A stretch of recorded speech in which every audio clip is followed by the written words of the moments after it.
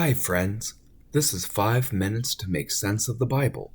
I'm Joe Hopkins.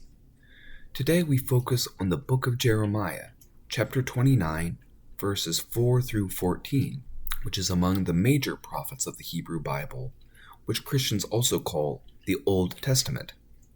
Let's dive into the context and content of this prophetic book, and then see how we might apply them to our lives today. Jeremiah was a prophet who was active in and around Jerusalem from the late 600s BC through the early 500s BC.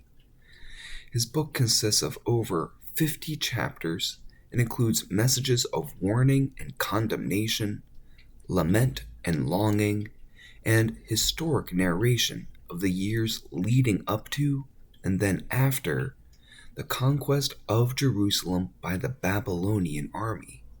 During that tragic event, most of the buildings of the city were destroyed, including the Jewish temple, and much of the residents of Jerusalem were slaughtered or enslaved. Jeremiah's prophecies are often seen as so sad that Jews and Christians have called him the weeping prophet. In addition to the prophetic book named after him, Jews and Christians often assume that the book of Lamentations was written by Jeremiah too. However, in between the dire warnings and expressions of grief, Jeremiah also shares messages of hope.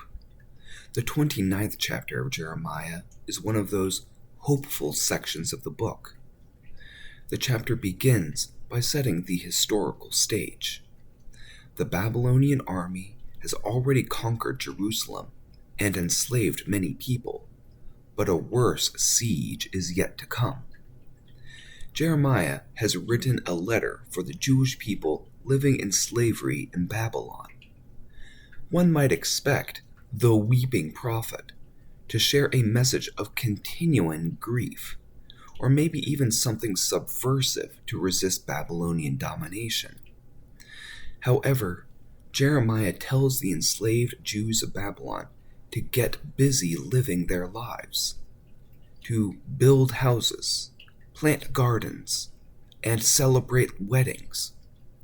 Even further, the prophet instructs the exiles to, quote, seek the welfare of the city, unquote, into which their captors took them as slaves. Some of the backdrop of this prophecy is that Jeremiah had been telling the authorities in Jerusalem that God would use the Babylonian conquest as divine punishment for their sin.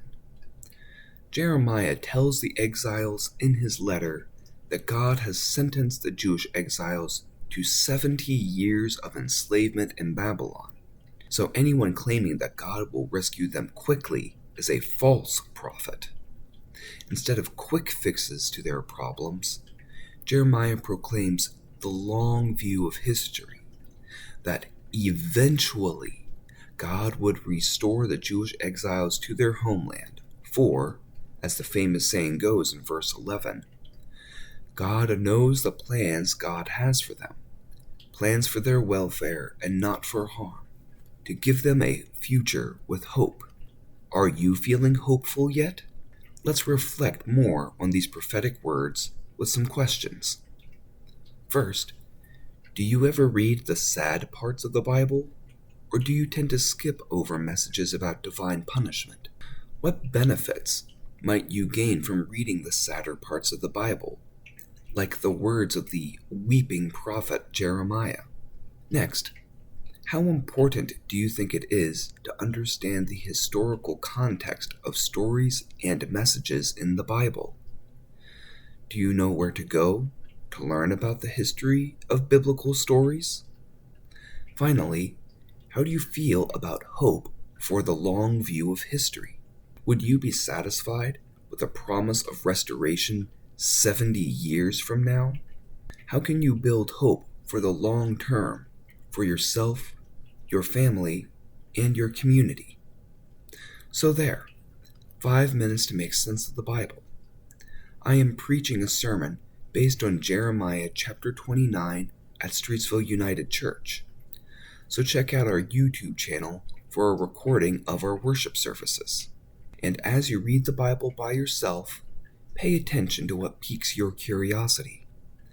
The Spirit often tries to catch our attention through our curiosity. And as always, while it's good to read the Bible by ourselves, we make the most sense of the Bible when we read the Bible together. Peace, friends.